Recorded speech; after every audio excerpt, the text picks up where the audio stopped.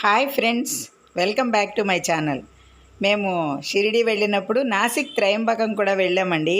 అయితే ఇది షేరింగ్ అనమాట. బస్సులో బయలుదేరాము చాలామందితో కలిసి అనమాట.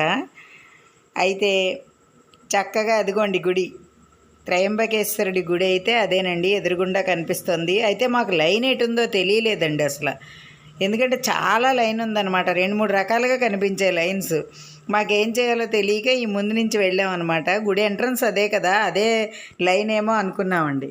తీరా అక్కడ దాకా వెళ్ళిన తర్వాత అది టికెట్ లైన్ అని తెలిసిందనమాట. త్రయంబకేశ్వరం కూడా జ్యోతిర్లింగం అండి. తీరా మేము ఆ గుడి ఎంట్రన్స్ దాకా వెళ్ళామండి. ఇదిగోండి త్రయంబకేశ్వర మందిర్ అని ఉంది కదా, ఉత్తర మహాద్వారం అని. ఇదే లైన్ ఏమో అంటే అండి, అది టికెట్ దర్శనం అటండి.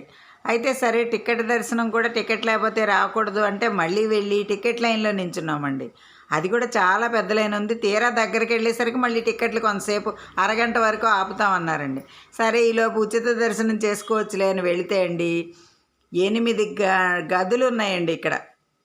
మేము మొట్టమొదటి గదిలోకి వెళ్తే 8 గదులు దాటినాక స్వామివారి దర్శనం అండి. టీవీల్లో అయితే మనకు మొత్తం చూపిస్తున్నారు.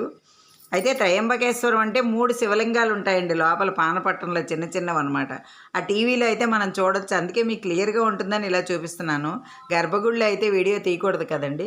బయటకు వచ్చే ద్వారం అయితే ఇదండి గుడి, త్రయంబకేశ్వర గుడి అనమాట.